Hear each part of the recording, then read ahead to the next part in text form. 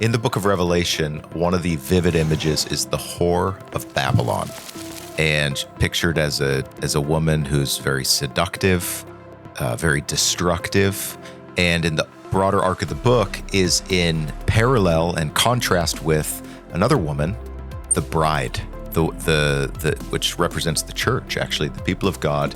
And the whole book of Revelation is actually driving towards a wedding scene, towards a marriage. It's a love story.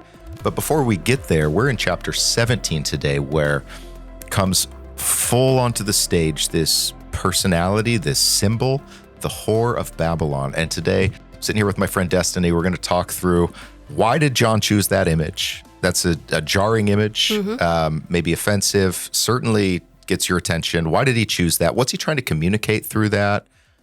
Are there elements of that in our world today? So Destiny, I'm looking forward to going line by line and getting out of the generalities and the sort of sub-biblical characterizations of what this stuff means, and like going just line by line and trying to understand it. Me too. Yeah. So you ready to do that? Let's do it. Okay. Why don't you read the first bit and we'll get right into it. All right, verse 1. Then one of the 7 angels who had the 7 bowls came over and spoke to me. Come with me, he said, and I will show you the judgment of the great whore who sits on many waters. She is the one with whom the kings of the earth committed fornication. She is the one whose fornication has been the wine that has made all the earth dwellers drunk. Sounds like a great lady. Yeah. Just right out of the gate.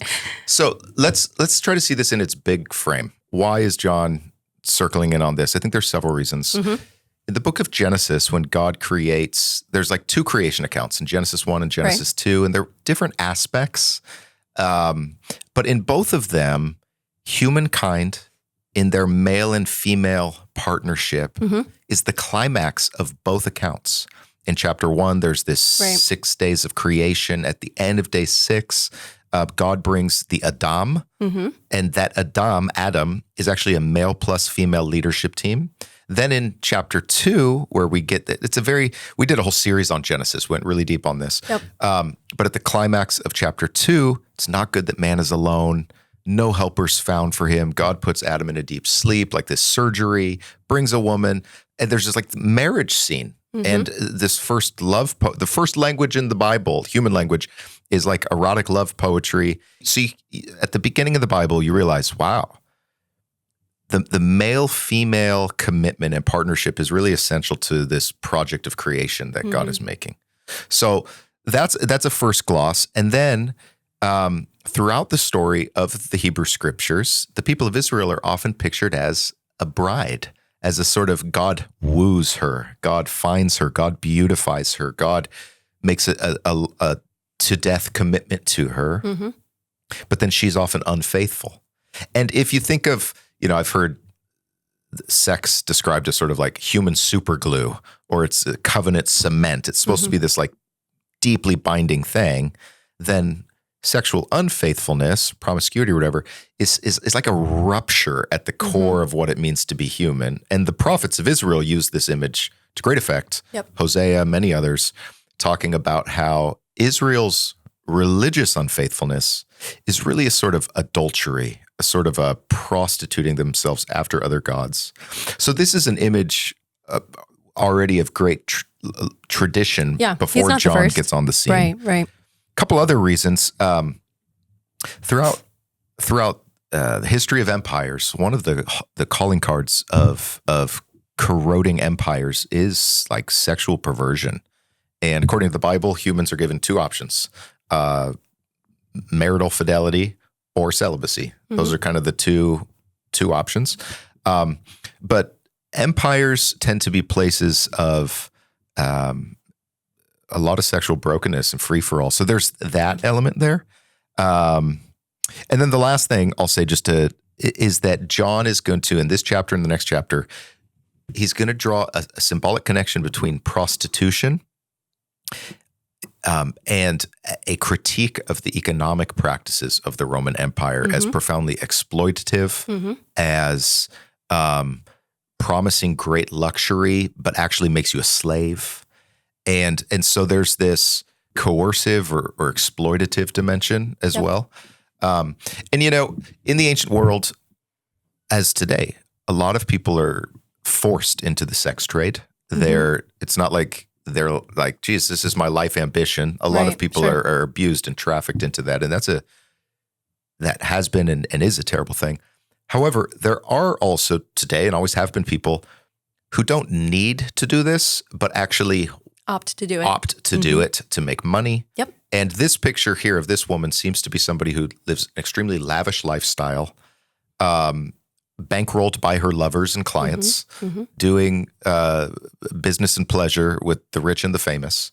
And it's a sort of, I guess a corollary I was thinking of is sort of like OnlyFans, or like sort of like, I want to make a lot of money selling my body, and I want to do it, don't have to do it. So anyways, any questions on that? That's like several big picture reasons why this image. No, that's really helpful. I think too, as John sets up something that I would also consider to be like a rhetorical device, this image, like his polemic is against the Roman Empire in a sense, but also like more specifically, we're continuing to talk about loyalties and where those loyalties lie and like at the base level of the human heart.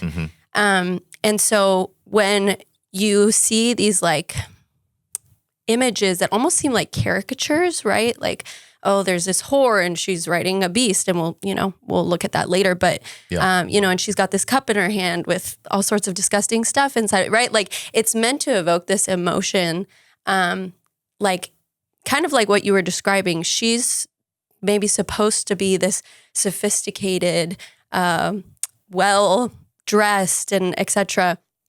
But really like she comes across as more repulsive than anything. Right. And I think that's intentional. And we'll get more into that, I'm sure, throughout the episode. But I think you've laid the groundwork for the contrast in that John is very obviously making great efforts to help people understand you don't want this. This is not where your loyalties should lie.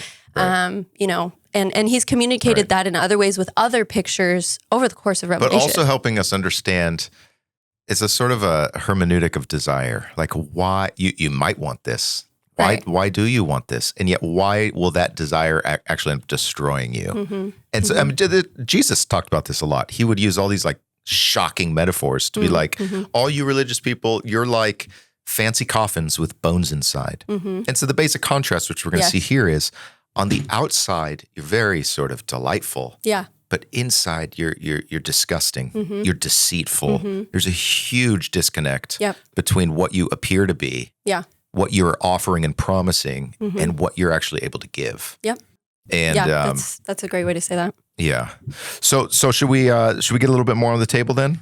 Yes, but I do have a question real quick, just based on those the actual text itself. It talks about how the 7 angels have the 7 bowls, and they invite John to come with them, and they say, she sits on many waters. Yeah. Why does that matter that she's sitting on many waters? Is she like, are these like multiple oceans representing different territories? Like, is it trade? Or a lot of people say wherever ports are and ships come in, there tends to be a lot of prostitution. That type of stuff. Is it true, trying to create, what picture is it trying to create for us when it talks about her sitting on many waters? Yeah, that's a great question. So actually, this is one of the few symbols that gets explicitly decoded for us. Oh, so really? Later in the chapter, let's just jump there. In verse 15, the angel somebody's explaining. It says, "As for the waters you saw, where the whore was sitting." I've read this like 12 times, and that's embarrassing. That's all right. Okay, this is a book designed to unpack things slowly. As for the waters you saw where the whore was sitting, these are peoples and multitudes and nations and languages. And so it's a symbol of the sort of ocean of humanity, if you will. Okay. But I think there's also a connection towards chapter 20 when it says, and there was no more sea. The final judgment, everything, just the lake of fire and everything. And then it says, and I looked, and there was no more sea. And that doesn't mean, wow, the future creation is going to have no water. Exactly. It means in the symbolic logic of the sea is a place of chaos and destruction, opposed to God. all of that's eliminated. And again, that is not an idea that only comes from Revelation. That is the biblical story writ large, starting in Genesis. Right. Like the chaotic waters. From verse 2. The chaos kampf, the chaos battle. The other thing that comes to mind, Destiny, is several points in Revelation, John will hear a voice from heaven, and he'll say, and it sounded like many waters. And it's just this sort of like stereoscopic surround sound, immersive imagery. And one of the things that we'll see in this passage and the coming ones is all great lies are parodies of the truth. There's a lot about Babylon that looks a lot like the bride, like New Jerusalem. And so there's a sense maybe in which also the many waters is a sort of a parody of the voice of many waters, which is actually the voice from heaven. Yeah. And yet it's got that twist that actually makes it rebellious. Yep. So those are, I don't know, does that help? Yeah, it does. It does. That makes sense. We'll go into kind of the issue of drunkenness too, maybe later, because it does come up a couple times. But that was interesting to me as well. Maybe we'll start in verse 3 and then we'll come back to that. Sure. I just real quick, I was watching the interview between Gavin Newsom and Charlie Kirk. Oh, really? Yeah, it's a very interesting conversation. I heard there were some funny moments, actually. Oh, it's a very fascinating conversation. Anyways, I guess Gavin Newsom owns some wineries or up in Napa or something. I wouldn't be surprised. They were talking about alcohol, and Charlie Yeah. Kirk goes, "Oh yeah, I don't drink." Gavin Newsom's like, "You don't drink at all?" He's like, "No." He's like, "Never?" It's like, "I used to, but I decided not to." He goes, "Why?" He goes, "Well, I wanted to be more successful." What was his response? I think Newsom was just like, "Okay." Did you just laugh? Yeah, I mean, there's so much. Man, that's a fascinating conversation, probably for another time. But we could talk about drunkenness. All right. Sounds good. Yep. All right. Verse 3. So he took me away in the spirit to the desert. There I saw a woman sitting on a scarlet monster. Wait, pause here for just a second. So remember back in chapter 12, we saw the woman taken to the desert. Yep. But that was The Messiah's mother. Exactly. Or whoever she is. Yeah. Right. Maybe she's the church. Maybe we don't know. Yes. But Could again, it be both and? why are we taken to the desert and there's a woman and It's looping around as Revelation does and adding layers. And okay. There I saw a woman sitting on a scarlet monster. It was full of blasphemous names and had 7 heads and 10 horns. The woman was wearing purple and scarlet and was decked out with gold, precious stones, and pearls. In her hand, she was holding a golden goblet full of abominations and the impurities of her fornications. On her forehead was written a name, Mystery, Babylon the Great, Mother of Whores and of Earth's abominations. I saw that the woman was drunk with the blood of God's holy people and with the blood of the witnesses of Jesus. When I saw her, I was very greatly astonished. Oh boy. Yeah. Okay, can we start up at verse 3? Because there's a lot here. Yeah. Okay, so you already mentioned the desert. Yep. Very interesting that this woman is in the desert as well. I'm not quite sure what the connection is there, but it's very interesting because when I was reading a commentary on this, I thought it was actually really insightful. They were mentioning how, this woman, I said the Messiah's mother, but whatever the woman is in chapter 12, who's in the wilderness, is being persecuted by the dragon, right? And so maybe would be considered a more undesirable position to be in, right? And this woman who's also in the desert seems maybe not to be in an undesirable position yet, but is described in an, I can't tell if it's unsightly or if it is like kind of like, oh, there's something desirable about her, but there's also something really undesirable about her. I can't really tell what the picture is. Maybe it's both. And so anyways, I thought that was an interesting contrast just because in the end, we understand that whoever the person is in the desert being persecuted by the dragon is actually in a more desirable position than this whore who's going to see the end in a really nasty way. Yeah. Yeah. Yeah. I mean, there's a good suffering that's better than pleasure, I guess, So yeah, there is that. As you're talking to, there's this myth about Europa. Where does the name Europe comes from?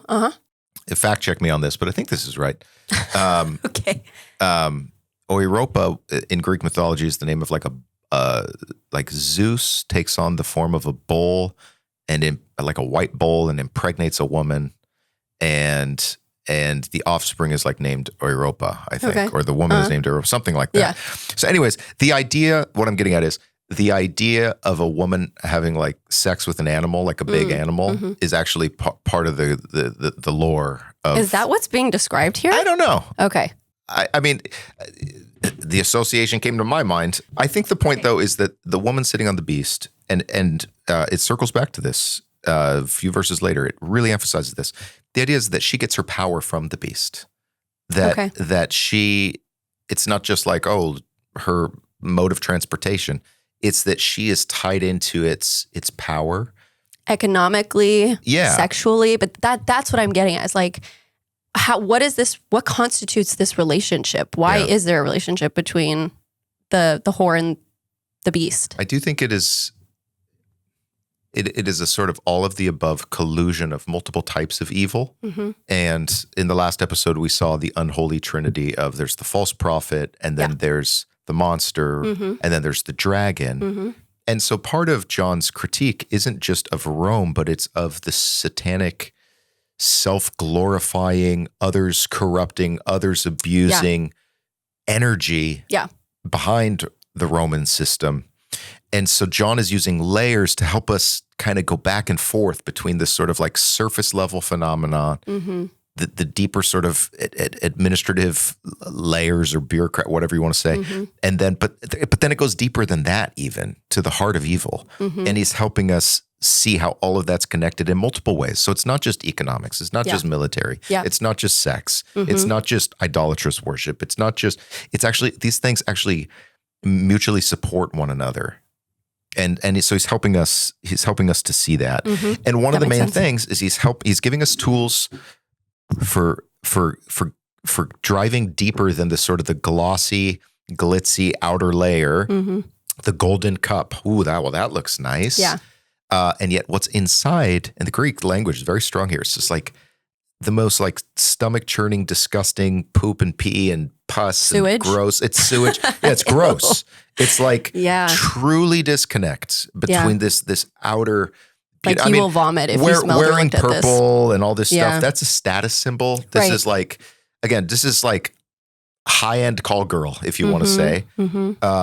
And yet there's just like really grossness inside. And it continues to use imagery that would have been recognized. So I read that prostitutes on the streets of Rome would wear headbands with their name on it. Oh, you say, I want that girl. Or, well, her name is Mystery, and she's the mother of whores. Yeah, I was going to say, why Mystery? Well, I mean, the word mystery is often used in the New Testament for the mystery of the gospel, actually. So it's a parody. And it's the mystique. It's the allure. It's the don't you want to find out. Yeah. Okay. She's a mystery. And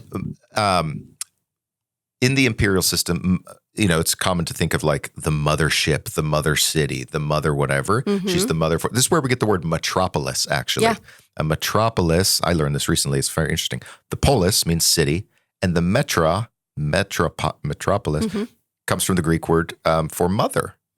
And so it's the idea that there's this far-flung social political system or whatever, but there is a very clear like center point, and that is the city of Rome. And John will be very clear about that going forward. So this isn't, you don't need to like squint super hard to see Rome here. It's like pretty darn obvious. Yeah. And this woman who, for the right client is extremely welcoming and extremely deferential and gives favors, can also turn violent. Yep. I saw the woman was drunk with the blood of God's holy people, with the blood of the witnesses of Jesus. So she, when necessary, the smile, there's daggers. The daggers come out, So she's giving we're getting a picture of duplicity in a profound way. Do you think at this point, when John is writing, there was widespread persecution happening? do you think he is like, what is he describing something that's happening at scale, or like maybe he's aware that like there have been friends killed, you know, and maybe it's not so widespread, but it is happening. Yeah. So that's a great question. And we will get to this even more in chapter 18. Okay. In chapter 18, because it's all connected. The chapter divisions are artificial in a way. Chapter 18, John is going to go after the slave trade. John is going to go after the human misery. Not just so the accusation isn't just like, hey, stop being mean to Christians. Yeah. It's yes. But it's also much broader than that to say this is a system built on violence. It is a system built on deception and lies. And it's the damage against all creation, against all people, all of that grieves God's heart. So it's the Christian persecution was ramping up. You know, the fall of Babylon, when did that happen? That's a question that some people ask, and we'll hit this more in the next episode. But, you know, in the year 64, there was a major fire in Rome. Something Nero himself started it because he wanted to renovate the city. He blamed the Christians. But it seems to be pointing to a sort of a destruction of Babylon that is bigger than a one-off thing. Okay. So we'll talk about, we'll circle back to that by the end. But kind of gesturing to where we're going. Can I ask you a question? Yeah. As far as like, I'm also trying to reconcile maybe the more broad theology that the scriptures are trying to give us. When I think of like Paul in Romans 13 and him giving a relatively clear case for like government being a force for good. Right. And like John's sustained critique, I think can sometimes maybe put people in a position to say like, well, which is it? Right. And I don't know that that's quite the response that the Bible is trying to evoke. So can you like, even just briefly, like help bring those two things together? Like, why would we hear one thing from Paul and another from John? I don't think you are. So let me just restate that. The question is John basically an anarchist who basically says the government is evil, all government, it's all power, it's all wicked, it's all... Well, and I have to say, he's not exactly not giving an alternative, but the alternative he's giving is future. So... That's true. Exactly. That's why I'm like, okay, so what exactly, like, what is someone who's listening to this at the time or reading this, like, what are they supposed to do, right? Like, you're giving this critique, but then what are the options? Exactly. Faithfulness to an alternative king. But... So there's multiple things here. First of all, the first Christians, their social situation and social status was nothing like Christians in America today, where we can actually vote, we can run for office, we have freedom of speech and can advocate for values that we get. None of that was on the table. Yeah. And so the sense of agency that Christians have today is so different. It's a totally different thing. Which can make it hard today to be thinking about how do I be a Christian in my society? Yeah. Because the Bible doesn't offer specifically clear guidance that maps onto our situation today.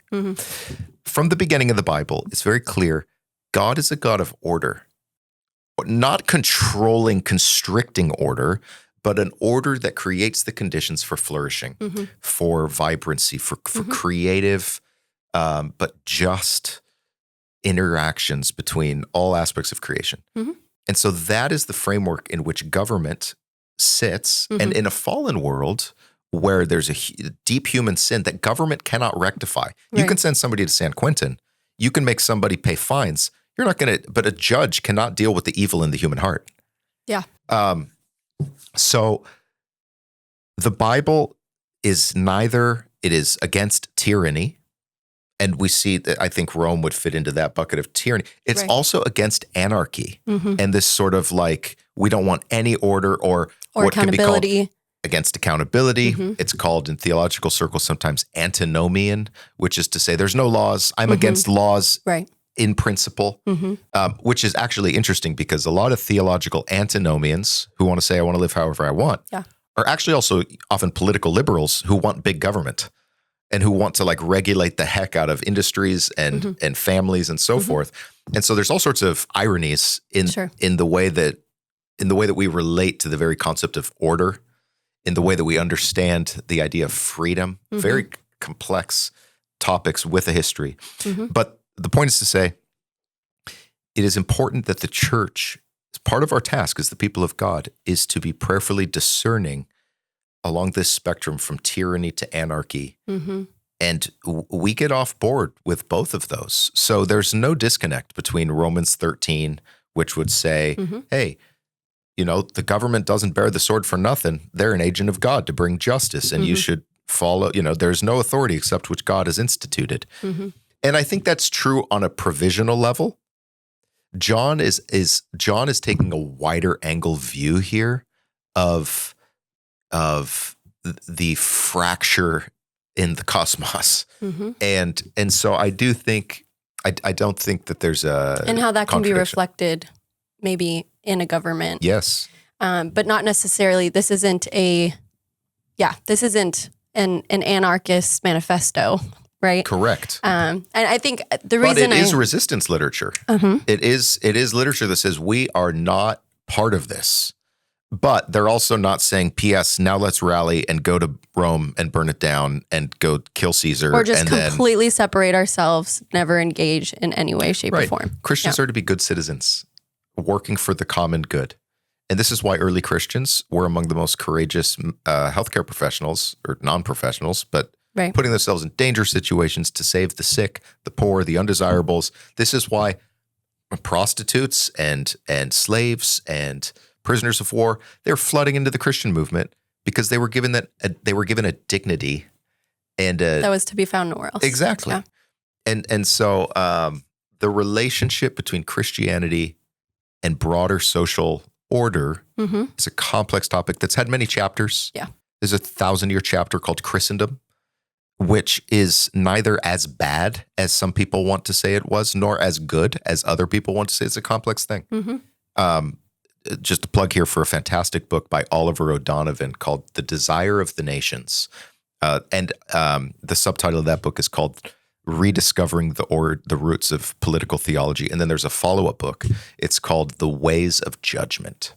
And it's looking at a very, very deep, profound level at these questions of order, justice, discerning where, and doing so within a framework of a suboptimal world where they're actually, it's imperfectible. You cannot perfect this. So you're choosing between bad options.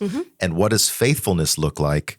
Not just when you're a first century Christian trying not to get persecuted by Caesar or whatever, but when you're a Christian magistrate and trying to make a decision. How do you do that? So thank you. Thank you for breaking that down. I brought it up because I know right now in our own country, we're at an inflection point. People are trying to understand, and we're not trying to prescribe answers here, but I think sometimes people come to the scriptures and say like, this feels a little different, maybe what Paul and John might be saying. And I think that they're, I don't know if this is the right way to say it, two different sides of the same coin, but they are like their perspectives, both of which have their place depending on what they're talking about and who they're in reference to. Does that make sense? I mean, but these are the same song in different keys, or it's like playing the same song and say like, I'm going to play this on the piano with like massive, you know, or I'm going to play this on the violin. It's the same song. So if you look at Romans, and you see what is Romans 8 and the way that it's understanding new creation, the way it's understanding the relativity of worldly powers. It's singing the same song. And both of them are very clear that the authority given is not authority kept in the sense that like they are the end all be all. Like even those who rule, they rule on borrowed power. This is God's power and we're stewards. So we either steward well or we steward poorly. And for those that steward well and protect the good and govern in such a way, fantastic. But that is not always the case. And that is a healthy reminder to us constantly that there is a greater king, a greater kingdom, that we owe our allegiance to all the more and always. Right. Right. And, I actually really love what's called political philosophy or political theology. Mm-hmm. It's fascinating stuff.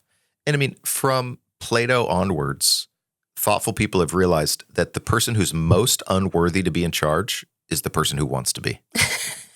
If you really want to be true, you really want to be the boss, you've just disqualified yourself. But the people who can hold power the best are those who hold it the most loosely. Yeah, exactly. And that's both inside the Bible. There's a ton of biblical stories that back that up, and outside the Bible, that is an insight that is very ancient. And so much of the critique of Revelation of like power gone wrong is it links up with other voices in the same. Yeah. Awesome. All right. Well, let's keep going with the text. Yeah, let's do it. Verse 7. Yep. Why are you so astonished? Asked the angel. I will explain to you the secret of the woman and of the monster that is carrying her. Just to interject, the Greek there, like, because I really like spent time reading the Greek here. When it says he was greatly astonished, it's like saying like, wow. And I think he thinks she's hot. That's my...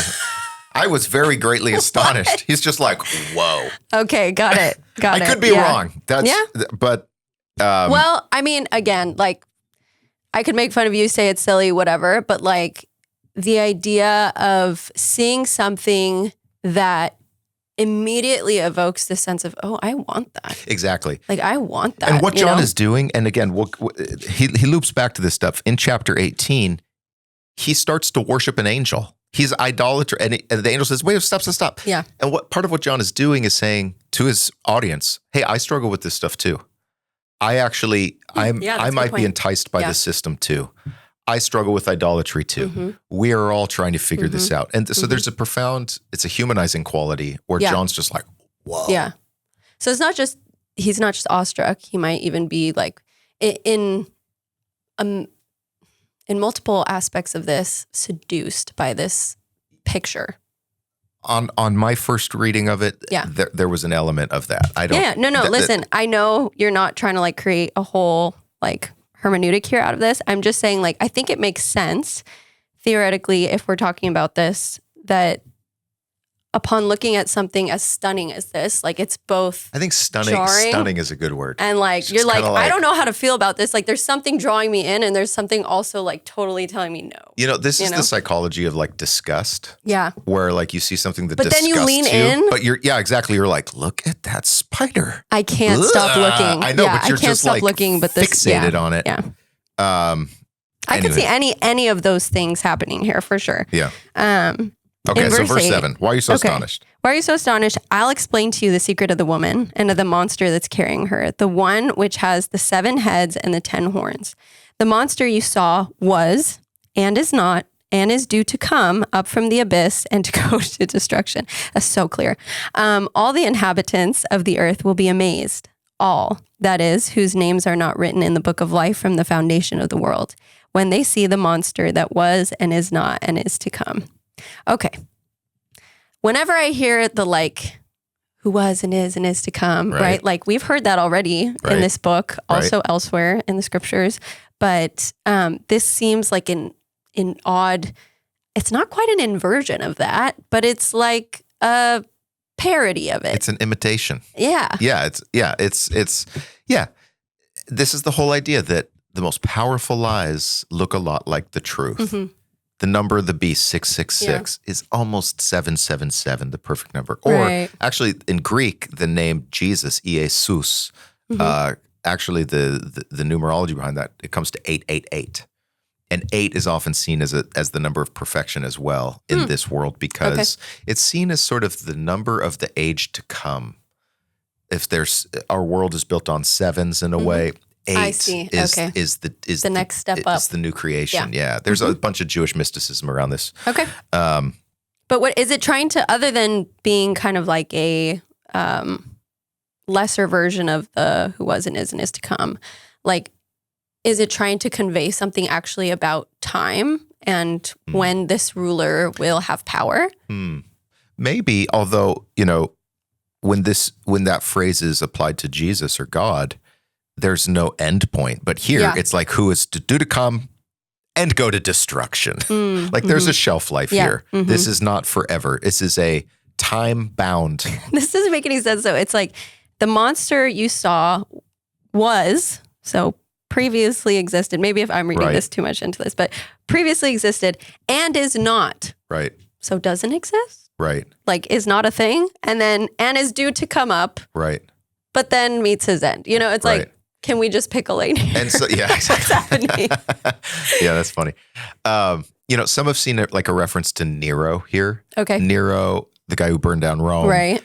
So in the years 68 and 69, within about 12 months, there were 4 emperors, and it was all chaotic. Right. Nero killed himself, but there was this sort of like people There was like, a myth did he or a legend, really like, die? yeah. Maybe he's gone to the east, and he's going to bring all these kings. He's going to come back. Yeah. And so a lot of commentators point to maybe there's sort of like picking up on Nero urban legend type stuff here. And just the shiftiness of it, like, oh, he might come, he might not. Yeah.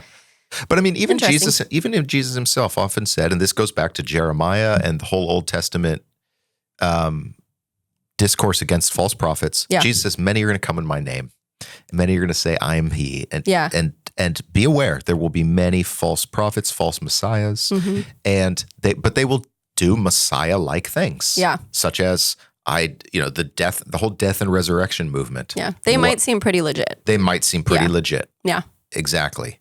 And I'm really thankful in my life that I've actually encountered a couple people that I was totally taken in by, and I was like, oh, this person's super legit. Yeah. And I find out later that like, dude, you are a snake. Yeah. You are super not who I want to model my life after. Yeah. Unfortunately, I think a lot of us have had that type of experience. But then it's very comforting that the Bible is like, I told you that would happen. I told you that was a real thing in the world. And you're like, oh, maybe the Bible's right about this stuff. And maybe I need to be a little less gullible in who I listen to. Yeah. Yeah, no, I hear it. Yeah. I hear that. Should we take a little bit more? Okay. Verse 9, this is a moment for a wise and discerning mind. The 7 heads are 7 hills, on which the woman sits.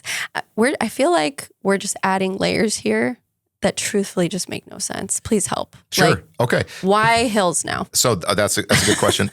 By the way, back in when we got 666, what chapter was that?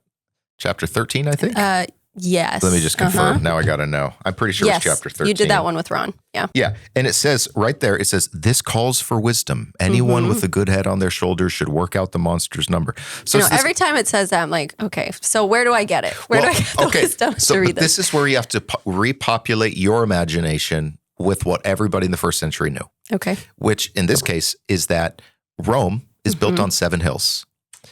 Okay. And I mean, and you go there today. If you go to Rome today, you can go up the Palatine Hill, you can go up the Aventine Hill, you can go up there's 7 hills. Yeah. And so this is one of the clearest indications. Okay. So instead of adding layers of complexity, this is actually, he's actually trying to make it more obvious. This is making it more obvious. Wow. Yeah. So there's the city on 7 hills. Yeah. Okay. Yep. All right. And there are 7 kings. 5 have fallen. 1 is still there, and the other has not yet arrived. And when he does come, he's destined to remain for only a short time. And the monster, which was and is not, he is the 8th king. He is also one of the 7, and he goes to destruction. The 10 horns that you saw are 10 kings who have not yet received their kingdom, but will receive their authority as kings with the monster for a single hour. All of these are of one mind. They give their power and authority to the monster. They will make war with the Lamb, and the Lamb will conquer them, because he is the Lord of lords and King of kings. Those with him are called chosen and faithful. Right. So are called and chosen and faithful. Excuse me. Yep. So you can. There's 2 ways to approach this. You can kind of like try to like map out. Okay, here's 5 kings. Like, that's who how are it felt. these? As I'm reading this, it was like, I feel like I need a piece of paper so I can write this down and like start connecting things. Right. And, you can do that, but pretty soon it becomes hard to, like, you could figure out those 7 kings. Yeah. If start with Augustus and then and you're like, and people have tried to do that. But then you say, who are the 10 kings? Who are the next 10 kings? And if those 10 kings are next emperors, then we have to assume a date for the writing of Revelation that is way later than we know this book was written. It starts to get really messy. So you start to say, well, maybe that's actually not how I'm supposed to approach this. And maybe, again, John uses numbers symbolically. Maybe 7 kings points to the so-called perfection of this kingdom. It looks really nice. And yet forces of evil from within it are going to be its undoing. Mm-hmm. And maybe, John has talked about it in symbol language, like layers of authority where there's the power elite in Rome. And then in the 7 cities of Revelation and Asia Minor, there's the local ruling class who do Rome's bidding. Mm-hmm. And maybe they're, the 10 kings are like those ruling elite, as we're going to see in the next little bit. Those 10 kings turn against the whore. Mm-hmm. And they say, we've had enough of you. Right. We are going to leverage all the power that you've given us to crush you. Mm-hmm. So I personally find that kind of it's a sort of like political analysis of how the way human societies go when they become self-worshiping, when they elevate power and they elevate pleasure above worship of the true God. Like these kinds of dynamics and devolutions recur in every century and every civilization. So Rome at the time is the great example of this. And yet that principle lives on. And, this is, I think, one of the challenges of being a Christian in America today, because I love my country. I think that our country is flawed now and always has been, but that just makes it like every other country ever. There's no perfect society. But at the same time, trying to read Revelation and say, I am first a Christian before I'm an American. Right. I live in a country that right now, at this season of history, since World War II, really is the international pace setter in economically, politically, militarily, technologically, culture, entertainment, fashion, so many different things. It's the fount of the globalization impulse, and yet it's also the sort of the core of the resistance to globalization run amok. America's such a complex society; it's very hard to say anything definitive about it because it is so very complex. Yeah. But trying to understand, you read in Revelation, say, where are we on this map? Yeah. I'm not persuaded. There's a school of theology that basically its starting point is America's evil and wicked, and the whole Bible is against it. I find that just like boring and not persuasive, and also like not attuned to the complexity of America. There's another school of thought that assumes America's the perfect new Israel and God's gift to the world and the harbinger of the kingdom of God. And that's also like, what planet are you on? There's a whole bunch of texture you're also missing and a whole bunch of history that you apparently aren't interested in. And so it's I guess I'm trying to sort through my thinking and my own emotions because I love my country. And yet it's also a complex place and trying to think through. I think that's why I brought up earlier what I brought up between Paul and John's conversations that each of them are having. And I think it can just sometimes be jarring when you're like, I want to see to the welfare of my city and my country and my state. Right. I also at times like, it repulses me and I'm upset with it, or I don't see the values of God's kingdom reflected in it. Yeah. And there are voices telling me what to do about that. Right. And they're often very extreme and trying to figure out as a Christian what types of engagement are appropriate and where to say like, right. Hey, I want to engage with that on a political level, or I don't. And I know that there have been conversations about this in other episodes. The point being, not that we should flesh those out right now, but that people are asking that question. And that I think to say that won't be a question over the course of your life is just, I think, naive. Yeah. And what you said earlier, I think, is said well. It requires discernment. It requires prayerfulness, and you may reflect on earlier parts of your life or later parts of your life and realize, like, I didn't do that perfectly, but my heart is set on you, Lord. That is the only way. That is my true north. Yeah. All other things, I pray and hope that, Yeah. In addition to Oliver O'Donovan, who I mentioned, another great thinker on this, who I really have taken who's really helped me a lot, is Reinhold Niebuhr. Okay. And Reinhold Niebuhr's did a lot of writing. Nature and Destiny of Man is a great book. Children of Light, Children of Darkness, The Irony of American History. He writes a lot about the ethical conundrums that come with power and the place of America in the world. Mm-hmm. And, I'm listening to a book right now on the CIA in the 21st century. Oh, nice. Yeah. And the sorts of debates about, like, in post 9/11 world, and people are terrified and don't know what the heck's happening. Mm-hmm. And then the CIA creates black sites and starts torturing people off the books. Or is it enhanced interrogation techniques? And we always have the right language for it. It's fascinating. Yeah. It's fascinating listening to our country's conscience talk to itself, and the way that, a figure like Obama comes into power, gets the Nobel Peace Prize, and points out in his Peace Prize speech, I am the commander-in-chief of a country currently in 3 wars. Why am I receiving this prize? And trying to, and Obama himself escalated radically the unilateral drone strikes in Pakistan and in Afghanistan. I mean, so anyways, these are complex issues.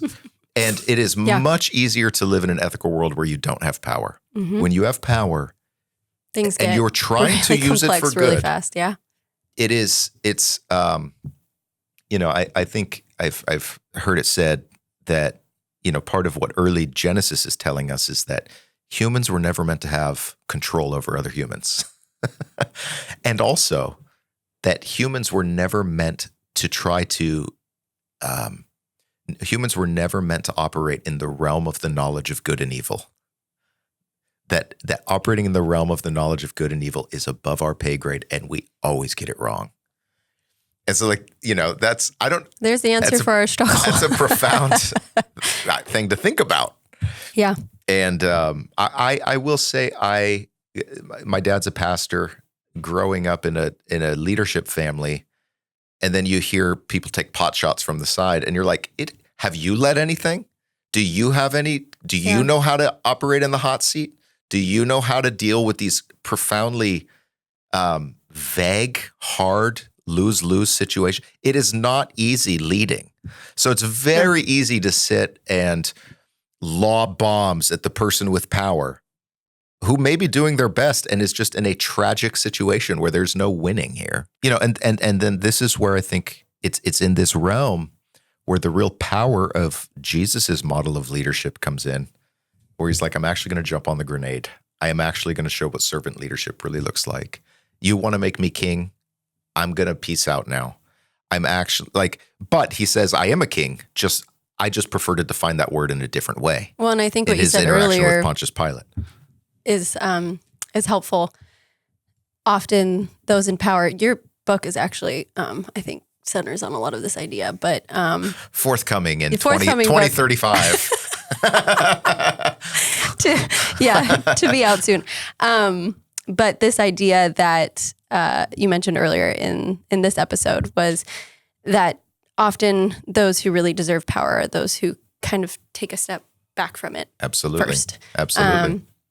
Who are not hungering for it, have this deep sense of appetite for the power, but are able to return with a heart of service and a bit of trembling to say, I carry a very weighty thing here. Right.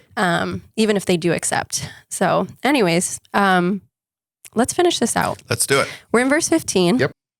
It says, as for the waters you saw, he continued, where the whore was sitting, these are peoples and multitudes and nations and languages. The 10 horns you saw and the monster will hate the whore and will make her desolate and naked and will eat her flesh and then burn her in the fire. God has put it into their hearts to do his will, and with a single purpose to give their kingdom to the monster until God's words are completed. The woman which you saw is the great city that has royal dominion over the kings of the earth. Right. So there's one of the Bible's great insights about evil is that evil eats itself.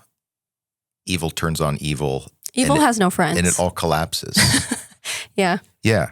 And, we've been talking about our country a little bit. Abraham Lincoln, Civil War president, famously said, America will never be destroyed from the outside. If we are destroyed, it will be from within. Yeah. And he quotes Jesus. Everyone thinks that Abraham Lincoln said this. Is that the house divided against itself? Yeah. Yeah. House divided against itself cannot stand. I love when people quote Abraham Lincoln with that one. That was Lincoln. However, he was reading the Bible. Yes. But, the 10 kings turn on the horror they've had. It eats itself. And that's part of God's wrath is to just step back and say, well, that stinks. But I just picture this like such an insatiable appetite that no boundaries, and thus turning on yourself just makes sense. Like turning in on yourself. Like evil is so bent on consumption and destruction that eventually, once it's got all that's in front of it, it just turns around and eats itself. Yeah. But part of John's point is that you might want to look for that dynamic precisely in the places that seem to have it all put together. Have you ever heard of the bonfire of the vanities? You mentioned it a couple episodes back. Did I? So you're reading that book, right? Yeah, I read it. It's a novel by Tom Wolfe. It's about a guy who's this like fancy Wall Street trader, got the world at his fingertips, handsome, Ivy League, rich, all the stuff, and his world just comes undone. And it's satirical, it's hilarious, but it's also bonfire. There's a guy named Savrinalovna or something like that. So that phrase, bonfire of the vanities, actually has a prehistory.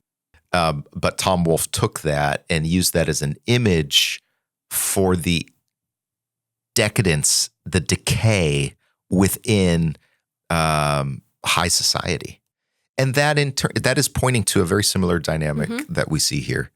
And so I think, as a takeaway for anyone listening, for ourselves, is don't be seduced. Be aware of what is the difference between real gold and fool's gold, because fool's gold looks really nice. Well, and here's my question, though. I mean, certainly there's a critique here of wealth. That much is clear. But yes and I think it would be, we'd be too quick to say that it's exclusively about wealth, because I think in some, that's correct. In some, I see this in America plenty as well, but like there is often this idea that like to be poor is to be also ethically and morally in a sense. Correct. Absolutely. And so I think that we don't want to make that mistake either. Yeah. I've heard it. There's the prosperity gospel. The richer you are, the more God obviously loves you. There's the austerity gospel. The poorer you are. This is why you'll get like really rich people like in crappy jeans and like old stuff. It's like, I want to show my virtue that I'm a man of the people, that kind of thing. Sure. And we'll hit the economic thing hard in the next episode because it's the international trading system of the Roman Empire is brought fully into the spotlight. And but a lot of the goods, the cargoes, which are condemned, reappear in the New Jerusalem. And so, to your point, wealth itself is not seen as evil, but it can become the seedbed of idolatries. Which is why, again, this is about just basic level or the deepest level of loyalty, and how your loves are ordered, where they lie, with whom they lie. And so in that sense, with every chapter, it's so tempting to be like, oh, we're off on another rabbit trail with more beasts and another person and all these crazy visuals. And just remember the thematic elements that tie this together: continued faithfulness, endurance, the ability to see beyond the smoke and mirrors and to say like, no, this is the king that I serve. Yeah. I will continue to serve him. There is a coming kingdom, right? And holding fast to the promise, again, endurance. So there, all these things just continue to play in each chapter. I think it's just important to remember that because it's easy to start feeling like, oh, more stuff. Yeah. We're going in a new direction. Yeah. And not necessarily. It's kind of, these are just riffs on those ideas continually.